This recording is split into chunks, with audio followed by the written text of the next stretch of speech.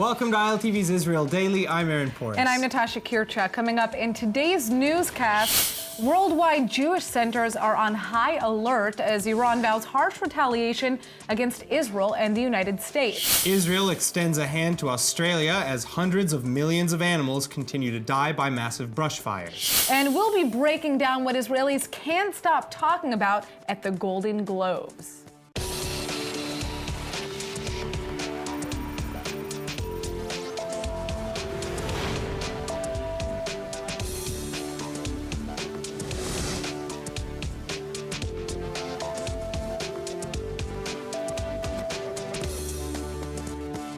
Our top story tonight, United States forces are on high alert in Baghdad as tens of thousands mourn across the Islamic Republic of Iran.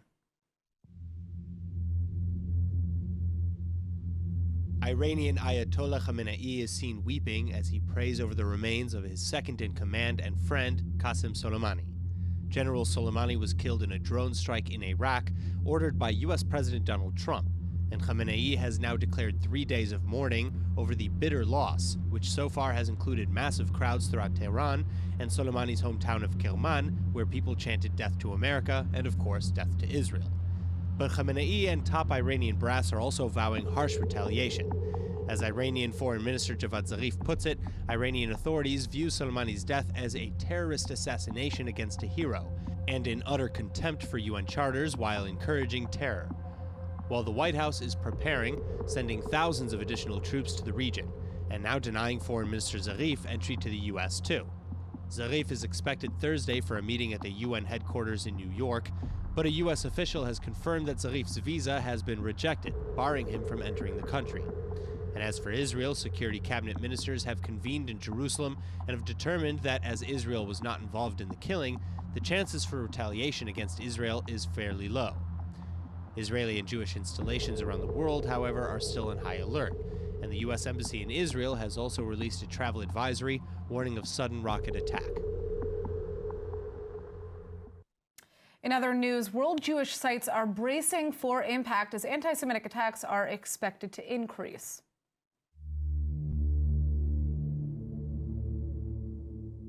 Chabad missions worldwide are now on high alert in the wake of the death of Iranian General Qasem Soleimani.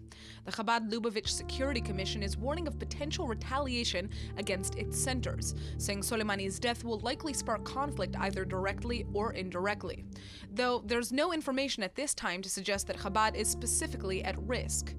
Meanwhile, in New York, following weeks of brutal and deadly anti-Semitic attacks, around 200 synagogues are showing interest in a special new device. The shul phones, offered by the volunteer Jewish neighborhood patrol group Shomrim, are small and instantly connect to emergency services like 911, United Hatzalah ambulances, or the Shomrim themselves. Other small groups are also learning how to use firearms as a last resort measure, but former NBA All-Star Amari Stoudemire, on the other hand, is calling for peace and love, as well as for an anti-Semitism. And now joining us with more on the hate crimes in the United States, we have the head of the Israel desk and the director of communications at NGO Monitor, Itai Ruveni. Itai, Hello. Would you say that the media is covering all of this in the right way? No, absolutely not. I think the media, for years, downplaying certain aspects of anti-Semitic incidents, whether it's just not interesting for them, whether it serves certain agendas. We saw it that in the rise of the anti-Semitism in the US campuses. We saw it in Europe, where dozens of anti-Semitic attacks just were ignored without any reporting. Or they weren't even labeled as hate crimes. They were just exactly. crimes. And when you ask why the media is like this, so or it serves an agenda, or just they don't understand what is anti-Semitic or what is not. Right. We saw it in Sweden, in France, even in the US. Which leads us to ask then, are we actually seeing a rise in anti-Semitic incidents? And if that is the case, if we are seeing a rise, and this isn't just an issue that has been happening and hasn't been covered, then why is this rise happening? Yeah, absolutely there is a rise. If you take the physical aspect of the attacks, there is a rise from all the political spectrum, from extreme right, from extreme left, from extreme religious movements. We see rise in the rhetoric and on the things that are happening on the ground, the physical attacks. So I think the political world today is very polarized. Let's take, for example, the US. US for the last 8 years is very polarized place. The discussion is very black and white. It's very or are with us or without us, or against us, sorry. And I think when you look in the history, you see that in every polarized place, the Jews were one of the first targets, or the first communities to getting hurt. Look what's happened in the UK. In the UK, the elections were all about Brexit and anti-Semitism. Okay, in a huge country, in a world power, everything was about the Jews. Right. So I think, and when the political discourse is so polarized, and you put the Jews inside, this is how very fringe groups are perceive it. So what would you say to critics who maybe have been blaming President Trump for the rise of the trend of anti-Semitism in the United States? I think, first of all, when you look at such a political phenomena, you need to look at it not from a certain point in time. The rise of anti-Semitism were before Trump and after Trump. Trump was a point where things became much more fractured and polarized inside the American, the U.S., the American society. Okay, not only about Israel, by the way, but other aspects also. It just reflects itself on Israel and on the Jews, and which then brings me to the next question. I mean, everyone's saying, all right, well, what is the government going to do? How are U.S. politicians going to fight back against the rise in anti-Semitism that we're seeing in the States? But should Israel be playing any role in combating this issue? What should Israel be doing, if anything? Of course. I think Israel should lead the effort to combat anti-Semitism in all the ways. It's a phenomenon that, for me, for us, equal. It's not less important than fighting terrorism. Okay? It's frightening communities. It's hurting their lives. It's hurting. It's violent, and we need Israel should be leading those things. The question is how, right? Well, thank you so much for joining us, Itai. No problem. Thank you. All right, now the British teenager who falsely accused a group of Israelis of gang raping her during a vacation in Cyprus has now been found guilty and sentenced in a case that has made international waves. What was supposed to be a relaxing vacation in Cyprus for a group of Israeli teens and one young Brit turned into a nightmare. Back in July of 2019, the 12 Israeli teens were remanded in custody for 8 days after being accused of gang raping a 19-year-old British tourist. But 10 days after making the claim, the young woman was interviewed again by police and signed a retraction, taking back her original accusation. The Israelis, who range in age from 15 to 18, were allowed to return to Israel and were not called as witnesses. Well, now the 19-year-old has been found guilty of public mischief and is being told she could face up to a year in jail along with a fine. She maintains, however, that she was still the victim of an attack. In fact, over 50 Israelis have flown to Cyprus to stand by the British woman, and today protests are being held in Tel Aviv in her support. We're here to support the woman standing on trial in Cyprus, and we're here to tell her that we believe her and we believe that she deserves justice. After their release without charge, the accused Israelis received a welcome as if they were heroes when they arrived back to Israel. They say that the sex they had with the British tourist was consensual, and the Cyprus judge assigned to the case says that the woman admitted to investigators that she made up the claims because she was ashamed after finding out that some of the boys had filmed her on their phones while she was having sex with them. Police say the very contents of the video contradict her initial rape claim. Still, the 19-year-old's defense lawyers are calling the police investigation deficient and improper, claiming she was interrogated from early evening until the early hours of the next morning until she signed a retraction of her claim, and that the process was carried out without the presence of a lawyer on her behalf. The woman has not been allowed to leave Cyprus since her case began and says that all she wants to do is clear her name and go home to her family. The 19-year-old has been given a 4-month suspended sentence and has been fined about $150. She and her family are expected to return to the United Kingdom later today. That's a tough story to Very cover. tough story. But moving on, the Israeli cabinet is shaking up as the prime minister appoints new leadership. Israeli Prime Minister Netanyahu has now officially named his replacements for his 3 remaining ministry portfolios that he's been forced to resign from following indictments of criminal charges.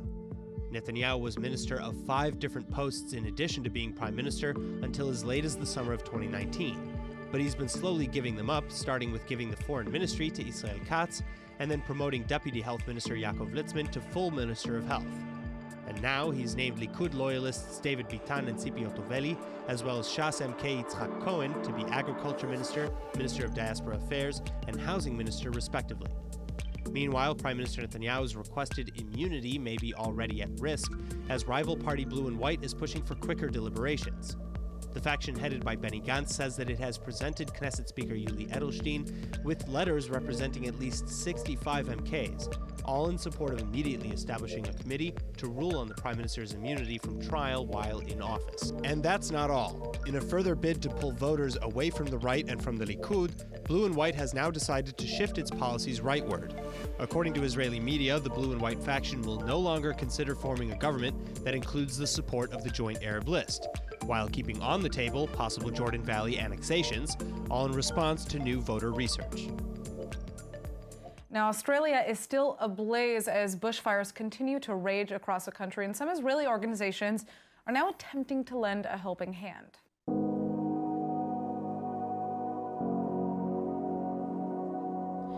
Devastation and death. Those are the words being used to describe the scene in Australia. Over 22.5 million acres of land have been destroyed by wild bushfires. That's about the size of South Korea or Portugal. And about 1/3 of Kangaroo Island in southern Australia has been destroyed. The flames continue to grow and are blowing smoke so far it can be seen from outer space. At least 24 people have been killed, and an estimated 500 million animals are dead. In fact, some species may be going extinct as a result of the blazes. I'm guessing well over 50% of our koala population's gone. And this is just heartbreaking to come along here, and the fence line's just littered with animals that have tried to get out, and they've broken through the fence here trying to get through. And look at this, it's disturbing. It is really, really disturbing. That is just such a waste. Pretty horrifying. I've lived here since I was 4 years old, and I've never seen anything like this before. Well, the Jerusalem Biblical Zoo is now collecting donations to help the Animal Rescue Collective in Australia. In an announcement earlier this week, the Zoological Park is urging the public to help purchase veterinary supplies that can be sent to Victoria, Australia, including burn creams, milk alternatives, wound sprays, disinfectants, and more. But sadly, the supplies aren't enough.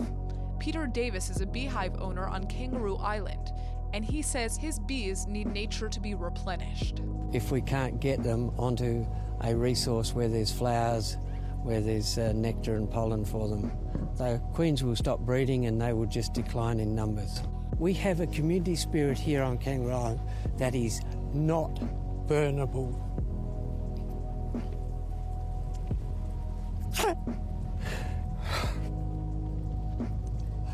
It hurts. It hurts to see this, and I don't want anyone to go through this again.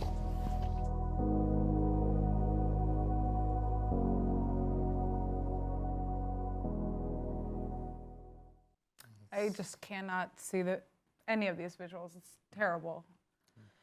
Okay, so we're going to move on to something that is hopefully a little bit more uplifting. Yet another Israeli startup has made a massive exit, and get this, it's the biggest Israeli deal ever to be made in the cybersecurity field. Yep, this time around it is the Israeli-founded security platform Armus, which is set to be acquired for around $1 billion with a B by the New York company Insight Partners. Armus was founded in 2015, and its solution eliminates security blind spots in the Internet of Things. The Internet of Things, or IoT, is all about connecting and networking devices that haven't necessarily been connected before, whether it's connecting your fridge to an app or on your phone, or your car to a security system. But doing so creates a new entry point to our devices that poses an increased risk for security and privacy. Armus allows companies to fully embrace the Internet of Things, or the IoT, by giving them full visibility and control over the devices that operate within their networks, all by analyzing and classifying these devices in order to identify risks or potential cyber attacks. And Armus has already successfully alerted tech giants like Google and Amazon of potential cyber breaches in their smart speaker products. The Israeli company actually uncovered an exploit over Bluetooth that would have allowed hackers to take over devices and spread malware, affecting over 20 million users. Well, Google has since invested several $1 million into Armus So it's no surprise that the company is now being acquired in such a massive deal. Now, speaking of startups, a new report by the Israeli Central Bureau of Statistics reveals some very interesting data about the Israel startup scene. So here with us to break it down is consumer behavior expert Dr. Vili Abraham. Okay, so let's first talk a little bit about salaries in Israel and what the differences are based on where you're living. Okay, so if we look at the average income, it's about 10,800 shekels. If you ask most people on the street now, do you know that this is the average income? They say, what? This is the average income because it's before or after tax too. That's before tax. Before tax. That's before tax, and it's a huge sum. Most people don't make that much money. About 50% of the population makes around 5,000 shekels a month. Wow. Which is really, really low.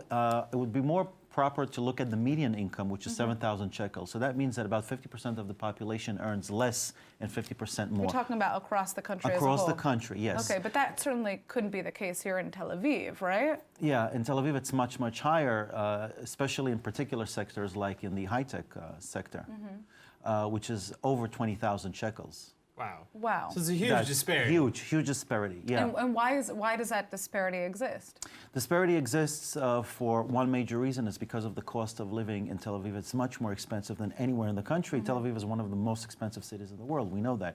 So in order to attract people to come and work in the Tel Aviv area, they have to pay a lot more. So they usually pay about $1,500 more than they would pay in Jerusalem for the same job. Right, but I mean, there's still a lot of people living in Tel Aviv who are not making anywhere near that salary. In fact, I think that the average is brought up simply because of what people in high tech are making, right? Exactly. It means that there are a lot of people who make much less. However, I think that the average family, in order to break, to make ends meet, you have to earn at least $20,000 net. Otherwise, you won't be able to survive unless you have parents who can. You're talking about with kids, with yes, I'm talking about kids to kids, having a car. $20,000 or shekels? 20,000 shekels. 20,000 shekels. Yeah. Okay. Wow. Wow. Very interesting. All right. Yeah. All right. So I want to know, like, is working in a startup the end all be all? Should everybody be trying to work in a startup sector? Well, there is a shortage of 15,000 employees in the high-tech sector. So it means that there is a great need, and there is more and more government investment into studies that train people to become high-tech workers. What about this culture of creating a startup just to get an exit? Is that maybe is that helping or hurting the Israeli economy in the long run? Because a lot of companies are maybe being sold to foreign companies that either shut them down so there's less competition or, what have you. That's a very interesting question. So it's really a mix because sometimes a company is purchased, for example, Intel purchased Mobileye, so in certain cases some of the employees were fired. But overall, there's a major study that shows that during the first year there's a drop in the number of employees, meaning some people are let go. However, the second year and third year, there's an increase in employment. Really? So in the long run, it's a great boost for the Israeli economy in general. Interesting. Now, are there any other kind of statistics that stood out from the Israel, Bureau of Central Statistics that you thought you should tell us about? Well, in general, if we look at reports, 2019 was the most successful year as far as acquisitions are concerned. The average acquisition was about $100 million. Wow. So that's a very big sum, and it's just increasing from year to year. Overall, in the last decade, there were $70 billion worth of acquisitions, Israeli startups. We covered that, and I guess the hope is that money just trickles down to the people, right? The rest of the people bring those salaries up across the country. Thank you so much for joining us. Thank you so much. It was a pleasure. The Golden Globe Awards show was on Sunday night, honoring the best in film and TV, and well, we unfortunately didn't get our invite because it clearly got lost in the mail, right, Aaron? Social media has been buzzing, and ILTV's Emmanuel Kadosh has a scoop on what Israelis are talking about the most. Take it away. Hey guys, so a lot went down last night. Quentin Tarantino won a Golden Globe for Best Screenplay for his latest movie, Once Upon a Time in Hollywood. And he joked that usually while winning a screenplay award, he technically doesn't have anybody to thank other than himself. He did know that the iconic actor duo, Leonardo DiCaprio and Brad Pitt, definitely brought his writing to life. And he, of course, also mentioned his beautiful Israeli wife, Daniela Pick, in his speech and showed off his Hebrew skills. Take a look at this. Thank you so much. And my wife, who's watching from Tel Aviv, who's pregnant with my very first child.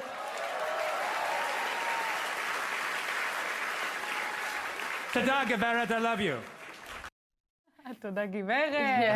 Thank you, She lady, didn't for all make those it. who don't speak Hebrew. Yes, he's clearly, showing off his Hebrew skills, and we couldn't be more proud of him for doing so. But next up, you guys might recall I came in a few weeks ago to discuss the hilarious comedian Tiffany Haddish's bat mitzvah that she held on her 40th birthday, as well as her latest Netflix special, Black Mitzvah, where she discusses how she discovered she was part Jewish. Well, last night at the Golden Globes, Haddish showed off her Star of David necklace that she was actually gifted by none other than the Jewish icon herself, Barbara Streisand. Take a look at this clip.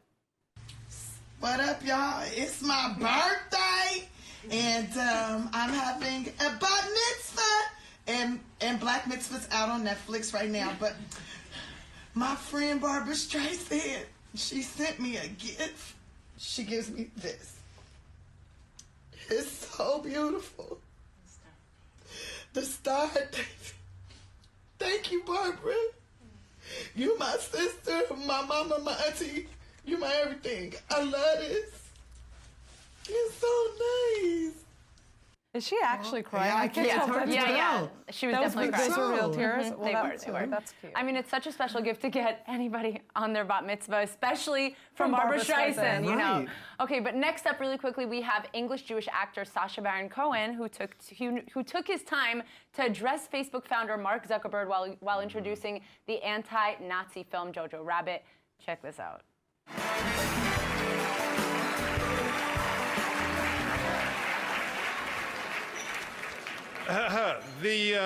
The hero of this next movie is a naive, misguided child who spreads Nazi propaganda and only has imaginary friends. His name is Mark Zuckerberg.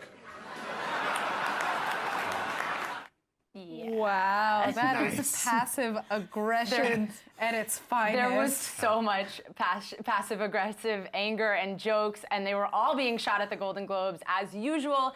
It's not even shocking anymore, and it's truly more entertaining to watch the intros than it is to find out who actually won. But hopefully next year we will all get our invites. Yeah, I really hope that we do. Aaron, I know that you're so excited to go. I'm ecstatic. All right, well, thanks, Emmanuel. Of course. Okay, it is snowing in Israel. That is right. Israel's Mount Hermon ski resort has been blanketed with the white stuff following an intense wave of cold weather throughout the country, and tourists are loving it. Mount Hermon straddles the borders of Syria and Lebanon. It was actually closed over the weekend because of security concerns after the targeted killing of Iranian military commander Qasem Soleimani, but now it is back up and running, and tons of people are hitting the slopes. The Hermon boasts 45 kilometers of ski routes on 11 paths and is the largest mountain in Israel, topping out at 2,200 meters. Snowboarders and skiers are taking advantage of the snowy mountain resort, of course, and now even the IDF's Alpine unit, which specializes in fighting in snowbound conditions, is making an appearance. So cool. But on that note, let's take a look at the weather forecast. Tonight should be cloudy with scattered showers and a low of 46 or 8 degrees Celsius. Then tomorrow you can expect more rain overhead and a high of just 55 or 13 degrees Celsius. And now before we go, we've got to take a look at what's going viral in Israel, so let's check out tubing.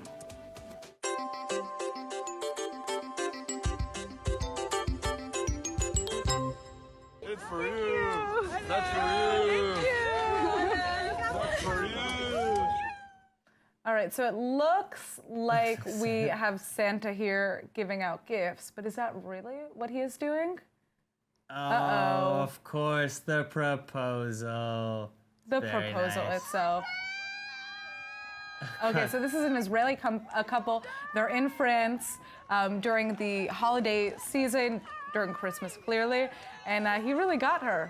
He got her. Yeah, he clearly He had this planned out. And look, she's freaking out. She's happy. Yeah. Love All the right, screams. beautiful.